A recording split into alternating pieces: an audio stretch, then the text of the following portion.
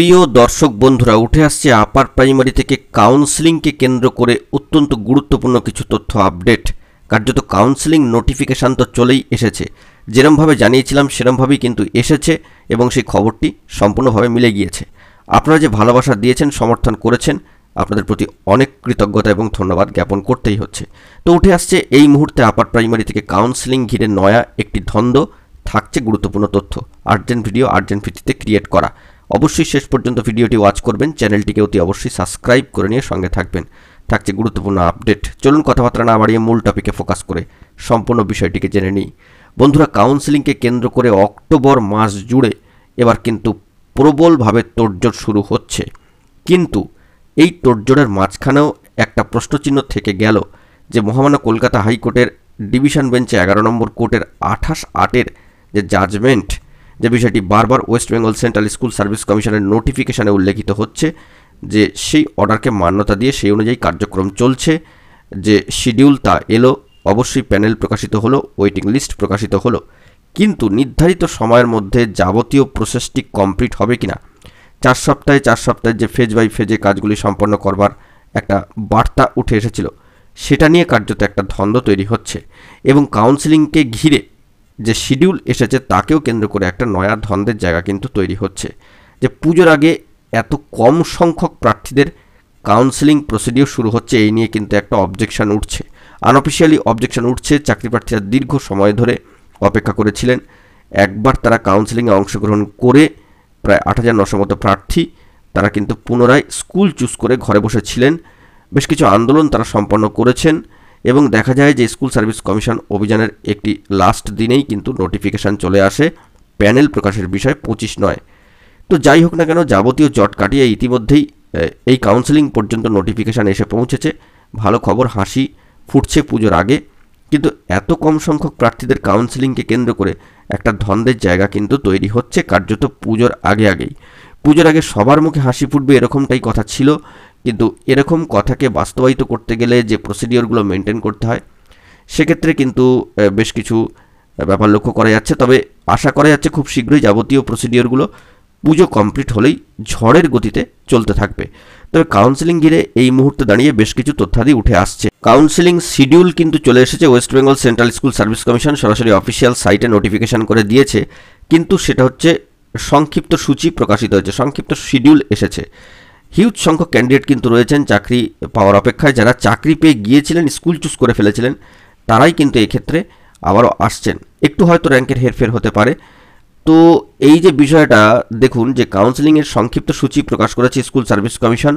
এসএসসির সম্মানীয় সচিবের বিজ্ঞপ্তি অনুযায়ী যে পুজোর আগে 3 এবং 4 তারিখ অর্থাৎ 3রা এবং 4ঠা অক্টোবর ইংরেজি, হিন্দি, তেলেগু, উর্দু ও নেপালি মাধ্যমে বিভিন্ন বিষয়ে চাকরি প্রার্থীদের কাউন্সেলিং শুরু হচ্ছে। এরপরে কিন্তু পুজো মিটলে আবারও পুজোর পরে সেই 24 তারিখ থেকে 29 তারিখের একটা ফেজ, অর্থাৎ আমরা দেখতে পাচ্ছি 3-4-এর একটা ফেজ থাকছে আর 24 থেকে 29-এর 4টে ফেজ থাকছে। তাহলে ওইদিকে 2টো আর এদিকে 4টে, মোট 6টা ফেজ, 6 দফা। তো সেই অক্টোবরের 24 থেকে 29 পর্যন্ত বিভিন্ন বিষয়ে চাকরি প্রার্থীদের কাউন্সেলিং হবে। তবে দেখা যাচ্ছে যে বাংলা মাধ্যমের স্কুলগুলোয় নিয়োগ সার্বিকভাবে কাউন্সেলিংয়ের কোনো দিনক্ষণ এখনও পর্যন্ত কিন্তু জানানো হয়নি। এই নিয়ে কিন্তু একটা দ্বন্দ্বের জায়গা ইতিমধ্যেই তৈরি হচ্ছে। কার্যত সমস্ত দিক খতিয়ে দেখার পর এটাই বোঝা যাচ্ছে যে হয়তো কিছু কম সংখ্যক প্রার্থীদের কাউন্সেলিং প্রসিডিওর চলবে দুর্গাপুজোর আগে, এবং দুর্গাপুজোর পরে সেই প্রসেসটা একটু হয়তো বাড়বে, তবে সংখ্যা যে খুব বেশি হচ্ছে তা না। তো এই প্রসঙ্গে সম্মানীয় পশ্চিমবঙ্গ আপার প্রাইমারি চাকরি প্রার্থী মঞ্চের সম্মানীয় সভাপতি সুশান্ত ঘোষ মহাশয় বলছেন, আমরা চাই আদালত অবমাননা না করে নিয়ম মেনে যাতে সমস্ত প্রার্থীর কাউন্সেলিং সম্পূর্ণ করা যায়। মহামান্য আদালতের সময়সীমার মধ্যে মাত্র 500 মতো চাকরি প্রার্থীর কাউন্সেলিং করা হচ্ছে। তো আদালতের দেওয়ার সময়সীমা কিন্তু শেষ হচ্ছে 23শে অক্টোবর। তার আগে 3রা এবং 4ঠা অক্টোবর কাউন্সেলিংয়ের দিন ধার্য করেছে এসএসসি। এটা কিন্তু পুজোর আগে। পরবর্তী দিন কিন্তু 24 তারিখ থেকে 29 তারিখের মধ্যে 4 দফা। তো এই বিষয়ে আন্দোলনরত চাকরি প্রার্থীদের বক্তব্য এটাই যে 5 দিনের কাউন্সেলিংয়ে সব মিলিয়ে 1000 খানেক মতো চাকরি প্রার্থীর কাউন্সেলিং হবে। মহামান্য আদালত নির্দেশ দিয়েছেন যে সমস্ত প্রার্থীদের কাউন্সেলিং করতে এসএসসি যে তালিকা প্রকাশ করেছে সেখানে দেখা যাচ্ছে যে তালিকাভুক্ত রয়েছেন 8,945 জন মতো প্রার্থী। তাহলে সমস্ত প্রার্থীর কাউন্সেলিং কবে শেষ হবে তাই বিজ্ঞপ্তিতে কার্যত কিন্তু স্পষ্টভাবে উল্লেখিত নেই। তো যাবতীয় চাকরি প্রার্থীদের তরফ থেকে এই বার্তাগুলো উঠে আসছে সামাজিক গণমাধ্যমের হাত ধরে। পরবর্তী ক্ষেত্রে এই প্রসেসটা না চালু হওয়া পর্যন্ত কিছুই বোঝা যাচ্ছে না। তবে পুজোর আগে যে এই যে 2 দফা 3 ও 4 তারিখ ধরলে 2 দফাটা পড়ছে, অবশ্যই শিডিউল অনুযায়ী সেটা ভেঙে যাচ্ছে। অবশ্যই সেই শিডিউল টেবিলটা আপনারা লক্ষ্য করলে বুঝতে পারবেন। তো এই বিষয়টা স্পষ্ট হবে প্রসিডিওরটা একবার শুরু হলে 3 তারিখ থেকে, ইন্টিমেশন 1 তারিখে আসছে। দেখা যাক পরবর্তী ক্ষেত্রে কী হয়। আপাতত এই নোটিফিকেশানটাকে কেন্দ্র করে চাকরি প্রার্থীদের মনে নানান দ্বন্দ্ব উঠে আসছে। দেখা যাক পরবর্তী ক্ষেত্রে আরও গুরুত্বপূর্ণ তথ্য থাকলে সবটাই কিন্তু আপনাদের মাঝখানে ফোকাস করবার চেষ্টা করব। এখন এটুকুই কিন্তু বার্তা উঠে আসছে, অর্থাৎ একটু শেষ বিষয়টা খেয়াল করবার চেষ্টা করবেন।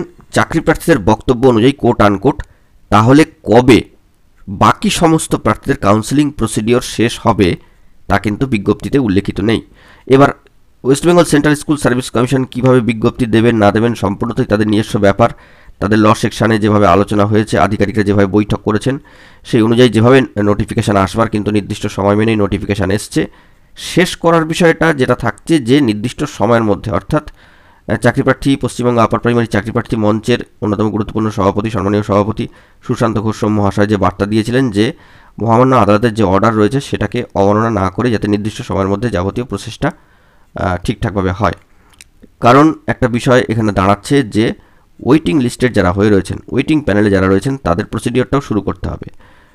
তো এক্ষেত্রে বাইরে থেকে কিন্তু ইনক্লুশনের জায়গা নেই, অর্থাৎ কিছু প্রার্থী ইনক্লুড হচ্ছেন, কিন্তু যারা পূর্বোক্তভাবে স্কুল চুজ করে বসেছিলেন কাউন্সেলিং প্রসিডিওর সম্পন্ন করে তাদেরই কিছু প্রার্থীরাই কিন্তু রয়েছেন এর মধ্যে, এবং কিছু সামান্য র্যাঙ্কের হেরফের হচ্ছে।